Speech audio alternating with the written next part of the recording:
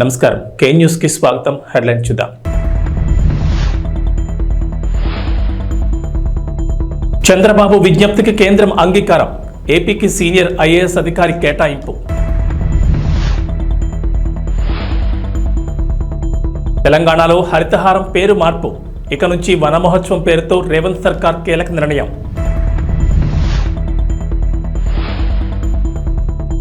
తెలంగాణకు rain alert. పలు జిల్లాల్లో భారీ వర్షాలు, ఎల్లో అలర్ట్ జారీ.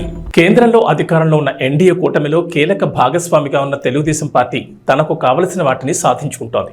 ఈ క్రమంలోనే కేంద్ర సర్వీసుల్లో ఉన్న సీనియర్ ఐఏఎస్ అధికారిని రాష్ట్రానికి పంపించాలని ఆంధ్రప్రదేశ్ ముఖ్యమంత్రి నారా చంద్రబాబు నాయుడు చేసిన విజ్ఞప్తికి కేంద్రం ఓకే చెప్పింది. చంద్రబాబు అడిగిన సీనియర్ ఐఏఎస్ అధికారిని ఏపీకి పంపించేందుకు కేంద్రం ఆమోదం తెలిపింది. కేంద్రంలో విధులు నిర్వర్తిస్తున్న మరికొందరు ఐఏఎస్ అధికారులు కూడా త్వరలోనే రాష్ట్రానికి రానున్నట్లు తెలుస్తోంది. సీనియర్ ఐఏఎస్ అధికారి పీయూష్ కుమార్ ఆంధ్రప్రదేశ్కు తిరిగి వచ్చారు. పీయూష్ కుమార్ను కేంద్ర సర్వీసుల నుంచి రిలీవ్ చేస్తూ కేంద్ర సిబ్బంది మరియు వ్యవహారాల శాఖ తాజాగా ఉత్తర్వులు జారీ చేసింది. కేంద్రంలో పనిచేస్తున్న ఏపీ క్యాడర్ అధికారులను రాష్ట్రానికి పంపాలని ఇటీవలే డీఓపీటీకి ఏపీ సీఎం నారా చంద్రబాబు నాయుడు లేఖ రాశారు. ప్రస్తుతం కేంద్రంలో కామర్స్ అండ్ ఇండస్ట్రీస్ శాఖ అదనపు సెక్రటరీగా పీయూష్ కుమార్ విధులు నిర్వహిస్తున్నారు. ఆంధ్రప్రదేశ్ రాష్ట్ర ఆర్థిక శాఖ బాధ్యతలను పీయూష్ కుమార్కు అప్పగించే అవకాశాలున్నాయి. పీయూష్ కుమార్ మాత్రమే కాకుండా త్వరలో కేంద్రంలో పనిచేస్తున్న మరికొందరు సీనియర్ ఐఏఎస్లను కూడా ఏపీకి తిరిగి తీసుకొచ్చేందుకు చంద్రబాబు ప్రయత్నాలు చేస్తున్నారు. అరెస్ట్ అయ్యాడని ప్రచారం జరిగిన వైసీపీ నేత, ఆ పార్టీ సోషల్ మీడియా కార్యకర్త వైఎస్ భారతి పిఏ వర్ర రవీందర్ రెడ్డి నిన్న పులివెందులలో జగన్ వద్ద కనిపించారు. పులివెందులో వచ్చిన జగన్ కలిసేందుకు పార్టీ కార్యకర్తలు పెద్ద ఎత్తున క్యాంపు కార్యాలయానికి తరలివచ్చారు. రవీందర్ రెడ్డి మధ్యాహ్నం నుంచి రాత్రి వరకు అక్కడే ఉన్నారు. వైసీపీ అధికారంలో ఉండగా రవీందర్ రెడ్డి గత 2-3 ఏళ్లుగా టీడీపీని, ఆ పార్టీ నేతలను టార్గెట్గా చేసుకుని అసత్య పోస్టులతో సోషల్ మీడియాను ముంచెత్తారు. చివరికి జగన్ సోదరి షర్మిల, వివేక కుమార్తె సునీతను సైతం వదలలేదు. చంద్రబాబు, పవన్ కళ్యాణ్, లోకేష్ పైన అసభ్య పదజాలంతో వ్యతిరేక పోస్టులు పెట్టారు. రవీందర్ రెడ్డిపై ఏపీ, తెలంగాణలోనూ కేసులు నమోదయ్యాయి. సునీత ఫిర్యాదుపై సైబరాబాద్ పోలీసులు కేసు నమోదు చేశారు. షర్మిల కూడా ఆయనపై ఫిర్యాదు చేశారు. ప్రస్తుత మంత్రి మంగళపూడి అనితపై 2 ఏళ్ల క్రితం అసభ్య పదజాలంతో సోషల్ మీడియాలో పోస్టులు పెట్టారు. ఆమె ఫిర్యాదు మేరకు ఏపీ సిఐడి పోలీసులు కూడా కేసు నమోదు చేశారు. వైఎస్ఆర్ కాంగ్రెస్ పార్టీ అధినేత, మాజీ ముఖ్యమంత్రి వైఎస్ జగన్మోహన్ రెడ్డిపై ఏపీ మంత్రి నారా లోకేష్ తీవ్రస్థాయిలో మండిపడ్డారు. ఏలూరు, శ్రీకాకుళం, నెల్లూరు, అన్నమయ్య జిల్లాలో నిర్మిస్తున్న వైసీపీ కార్యాలయాల ఫోటోలను తన ఎక్స్ ఖాతాలో షేర్ చేసిన లోకేష్, ఆంధ్రప్రదేశ్ రాష్ట్రం నీ తాత రాజారెడ్డి జాగీరా అని ప్రశ్నించారు. వైసీపీ కార్యాలయాల కోసం 26 జిల్లాల్లో 42 ఎకరాలకు పైగా భూములను 1000 నామమాత్రపు లీజుకు 33 ఏళ్లకు కేటాయించుకున్నారని ధ్వజమెత్తారు. జనం నుంచి దోచుకున్న 500 కోట్లతో ప్యాలెస్లు కట్టుకుంటున్నారని ఆగ్రహం వ్యక్తం చేశారు. నీ ఒక్కడి భూదాహానికి కబ్జా అయిన 600 కోట్లకు పైగా విలువైన 42 ఎకరాల్లో 4200 మంది పేదలకు సెంటు స్థలాలు ఇవ్వచ్చు. నీ విలాసాల ప్యాలెస్ల నిర్మాణానికి అయ్యే 500 కోట్లతో 25,000 మంది పేదలకు ఇళ్లు కట్టివచ్చు. ఏంటి ప్యాలెస్ల పిచ్చి అని ప్రశ్నించారు. నీ ధనదాహానికి అంతే లేదా అని లోకేష్ మండిపడ్డారు. విజయవాడ కనకదుర్గ అమ్మవారి దర్శనానికి నేడు తెల్లవారుజామున కాలినడకన రాజధాని రైతులు బయలుదేరి వెళ్లారు. పొంగళ్ళు చేసి నెత్తిన పెట్టుకుని తొల్లూరు నుంచి కనకదుర్గ అమ్మవారి గుడికి వెళ్లి అక్కడ తమ మొక్కులు తీర్చుకున్నారు. ఎన్డీఏ ప్రభుత్వం అధికారంలోకి వచ్చి అమరావతి నిర్మాణం సాకారమవుతుండటంతో తమ మొక్కులను చెల్లించుకోవాలని అమరావతి రైతులు, రాజధాని పరిసర గ్రామాల రైతులు అమ్మవారి దర్శనానికి బయలుదేరారు.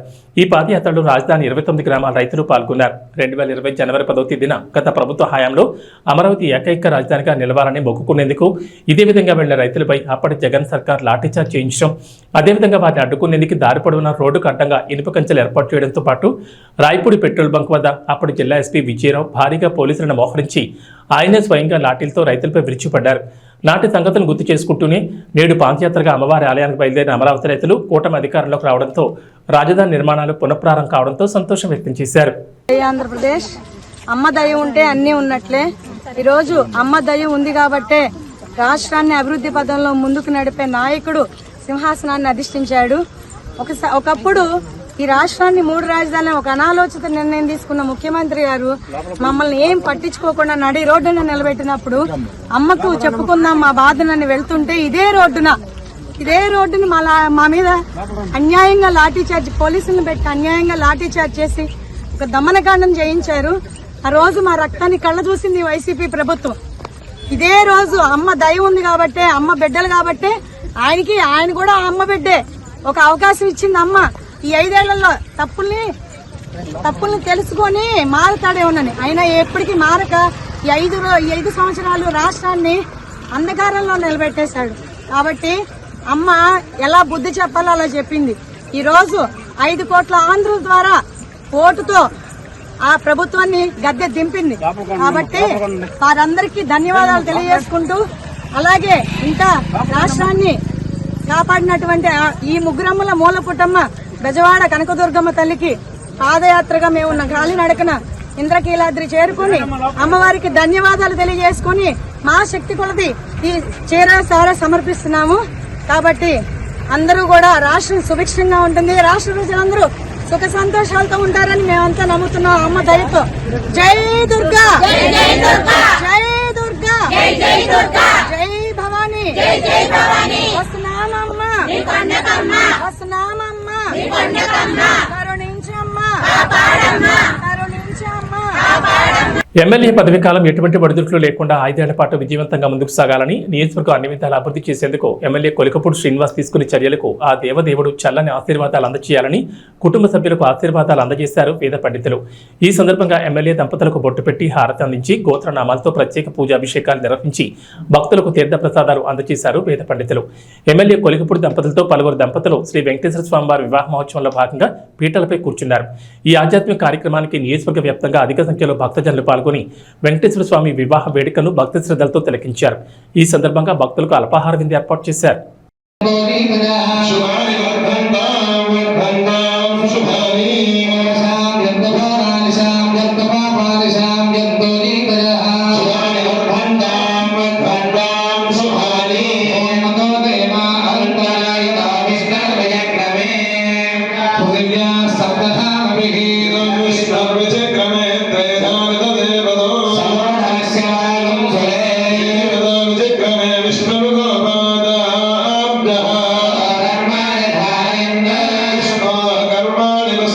సీఎం రేవంత్ రెడ్డికి మాజీ మంత్రి సిద్దిపేట బీఆర్ఎస్ ఎమ్మెల్యే హరీష్ రావు మరో బహిరంగ లేఖ రాశారు. పార్లమెంట్ ఎన్నికలకు ముందు నుంచి డిమాండ్ చేస్తున్న రైతు రుణమాఫీ హామీ ఓ కొలిక్కి రావడంతో ఇప్పుడు మరో డిమాండ్తో హరీష్ రావు లేఖ రాశారు. ఈసారి గ్రూప్ సభ్యులు నిరుద్యోగుల డిమాండ్లపై రేవంత్ రెడ్డికి లేఖ రాశారు. గ్రూప్ సభ్యులు నిరుద్యోగుల ఆందోళన ఆవేదనను కాంగ్రెస్ ప్రభుత్వం అర్థం చేసుకుంటుందని ఆశించామని, కేబినెట్ భేటీలో వారికి న్యాయం చేసేలా నిర్ణయాలు తీసుకుంటారని ఎదురుచూశామని హరీష్ రావు తెలిపారు.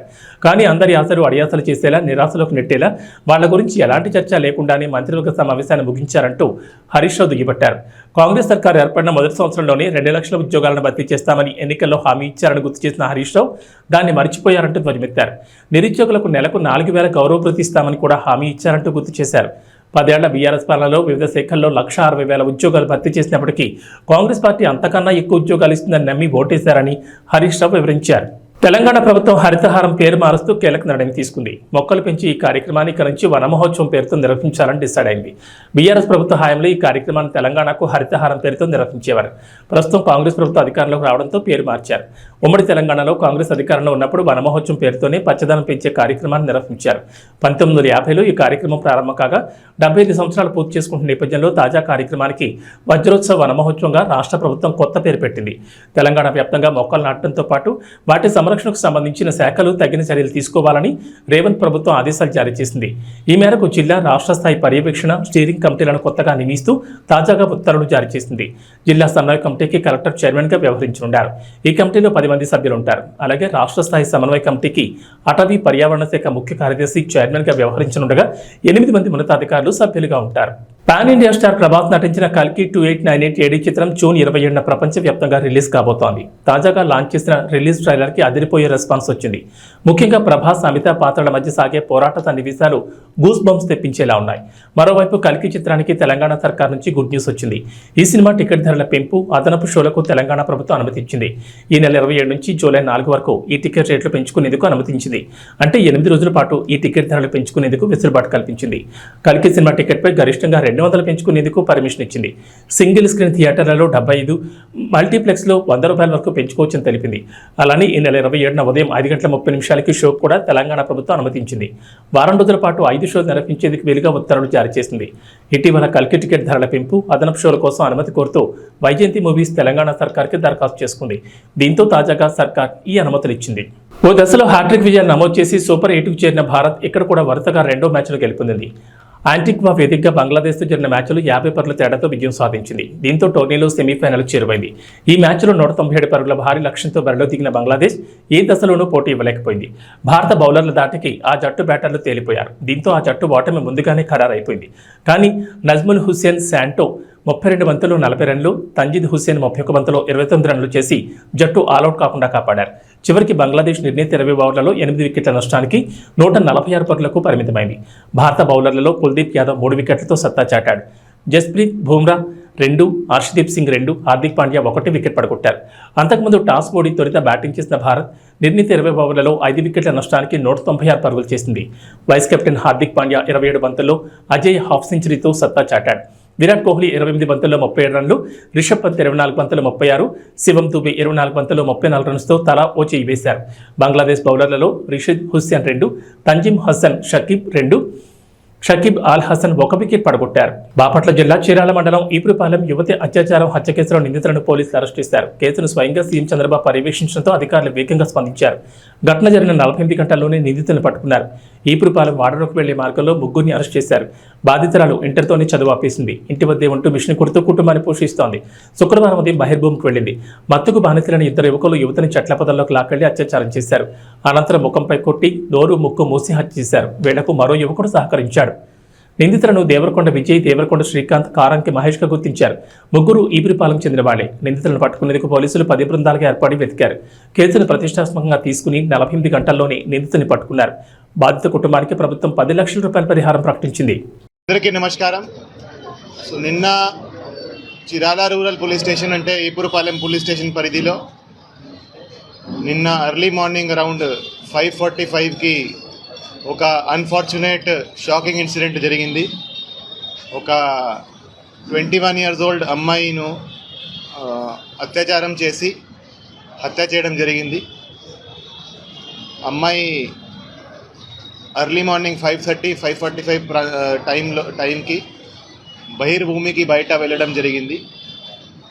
అక్కడ అమ్మాయిను రేప్ చేయడం, తర్వాత అక్కడే అమ్మాయిను మర్డర్ చేయడం జరిగింది.